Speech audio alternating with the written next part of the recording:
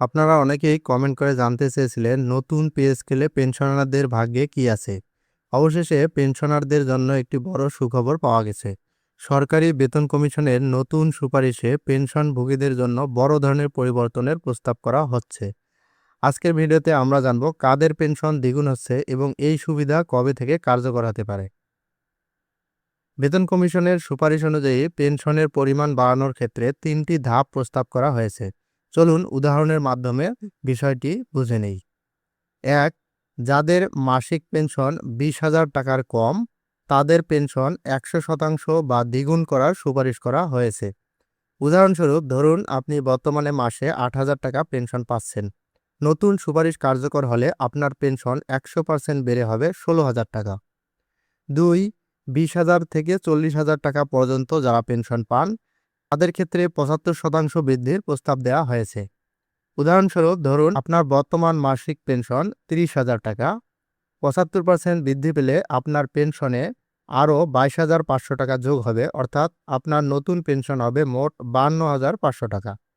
৩. ৪০,০০০ টাকার বেশি যারা পেনশন পান, তাদের পেনশনের পরিমাণ ৫৫% পর্যন্ত বাড়ানোর সুপারিশ করা হচ্ছে। উদাহরণস্বরূপ ধরুন একজন পেনশনার বর্তমানে মাসে ৫০,০০০ টাকা পাচ্ছেন। ৫৫% বৃদ্ধি অনুযায়ী তার পেনশনে আরও ২৭,৫০০ টাকা যুক্ত হবে, ফলে তার মোট পেনশন দাঁড়াবে ৭৭,৫০০ টাকা। শুধু মাসিক পেনশন নয়, বেড়েছে ভাতার পরিমাণও। বৈশাখী ভাতা বর্তমানে মূল বেতনের ২০% হারে বৈশাখী ভাতা দেওয়া হলেও নতুন প্রস্তাবে তা বাড়িয়ে ৫০% করার কথা বলা হয়েছে।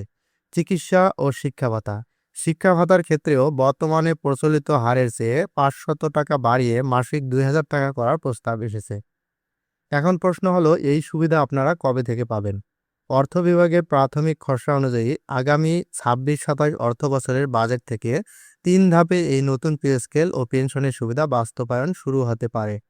তবে বর্তমান বৈশ্বিক অর্থনৈতিক পরিস্থিতি বিবেচনায় নিয়ে পূর্ণাঙ্গ সুবিধাগুলো ২৮-২৯ অর্থ বছরের মধ্যে কার্যকর হওয়ার সম্ভাবনা রয়েছে।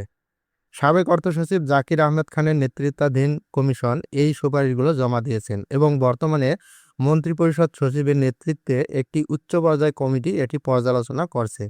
সরকারের এই উদ্যোগ কার্যকর হলে পেনশনারদের জীবনযাত্রার মান অনেকাংশেই উন্নত হবে।